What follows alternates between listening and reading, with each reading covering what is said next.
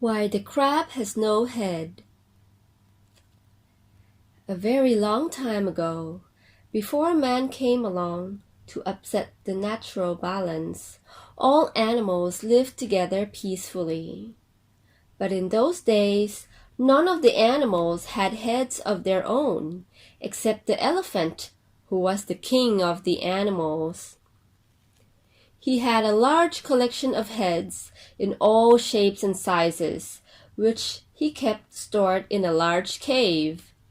Every time an animal wished to leave the village compound, to go out into the field or the bush, he would go to the elephant first and ask to borrow a head. On his return to the animal village, the head would be returned to the king's store. This worked very well for a time. The only problem was that there were not quite enough heads for all the animals.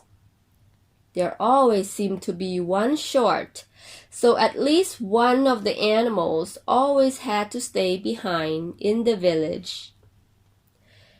Eventually, some of the animals become dissatisfied that every time they wanted to go out, they had to waste time to collect a head and then return it again. The king agreed to have a meeting, and it was decided that each animal should be given its own head to keep for all time.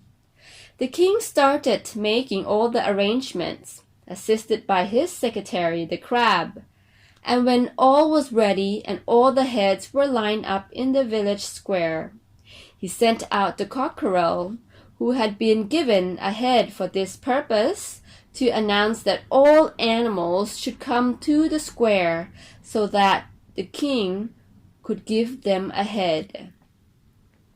The cockerel went round the whole of the village, and everybody who heard about the message rushed to the square. When he thought he had informed everybody, and was just making his way back to the square, the cockerel spotted the crab without his head, meandering down a track on his way to the river bank. The cockerel advised him to make his way back to the square quickly, but Crab just shrugged. "I am the secretary of the king," he said. "The king will keep a head for me, I am sure of it. I need to have a quick bath. I will see you by and by."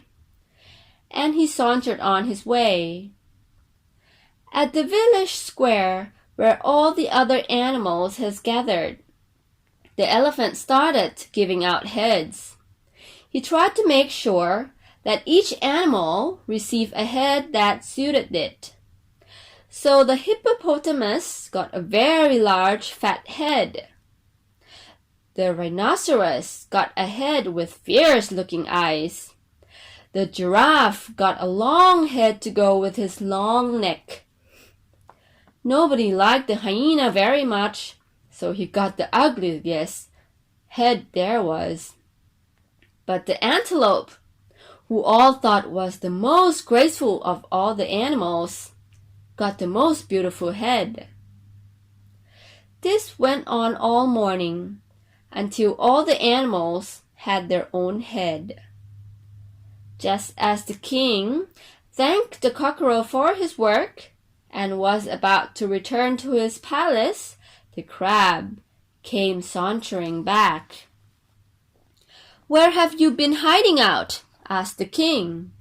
"I'm afraid all the heads have been given out, and there is not a single one left for you." However much the crab protested, there was nothing to be done. And that is the reason why to this day the crab goes through life without a head.